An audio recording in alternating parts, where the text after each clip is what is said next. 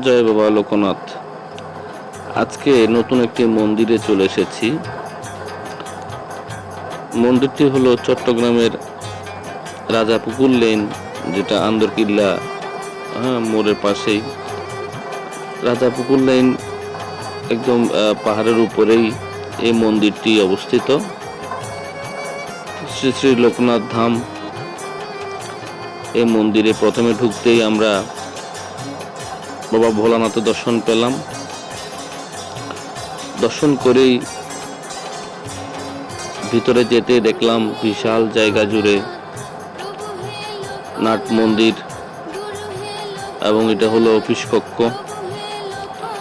তো শ্রী শ্রী লোকনাথ ধাম, রাজাপুকুর লেন, আন্দরকিল্লা, চট্টগ্রাম। বিশাল একটা notice board দেখতে পাচ্ছি। এই বোর্ডে বাবার বাল্যভোগ, রাজভোগ, শীতলভোগ এবং উপাসনা এবং বিশেষ কিছু নির্দেশনা এখানে রয়েছে। তো যাওয়া যাক ভিতরের দিকে। তো বিশাল জায়গা জুড়ে এই মন্দিরটি অবস্থিত। তো এ হলো মন্দিরের সিঁড়ি।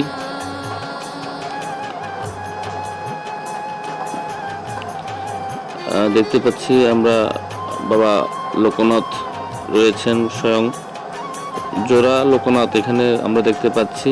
আসলে খুব শান্তি পাচ্ছিলাম এই দৃশ্য দেখে। এক মন্দিরে জোড়া লোকনাথ বাবা উপস্থিত আছেন এবং পাশে রাম ঠাকুরের বিগ্রহ ছবি এখানে রয়েছেন।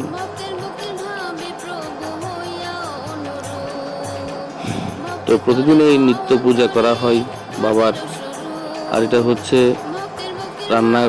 রান্না করার ভোগের ঘর। তো প্রতি শুক্রবারে এখানে প্রসাদের ব্যবস্থা করা আছে। দুপুরবেলা মহাপ্রসাদ বিতরণ করা হয়। হাজার হাজার ভক্ত এই মন্দিরে আসেন। তো চারিদিকে দেখতে পাচ্ছি বিভিন্ন ভগবান শ্রীকৃষ্ণের বাণী এবং বাবা লোকনাথের বাণী এখানে রয়েছে।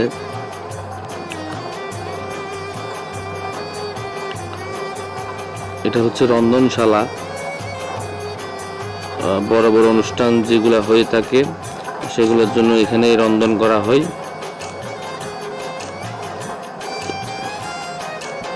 এবং এখানে একটি বড় একটা অশ্বত্থ গাছ দেখতে পাচ্ছি, যেটা হয়তো অনেক পুরানো, অনেক বছর বয়স হয়েছে হয়তো এই বৃক্ষের। এখানেও পূজা করা হয়ে থাকে। তো এখানে বাবার অনেকগুলো বাণী আমি দেখতে পাচ্ছি, আপনাদেরকে দেখানোর চেষ্টা করছি। আসলে মন্দির দর্শন করলে মনের শান্তি সবকিছুই পাওয়া যায়। তো আপনারা আসবেন, চট্টগ্রামের মধ্যেই, শহরের মধ্যেই এত সুন্দর একটা মন্দির এখানে আছে। অবশ্যই বাবা দর্শন করতে আসবেন।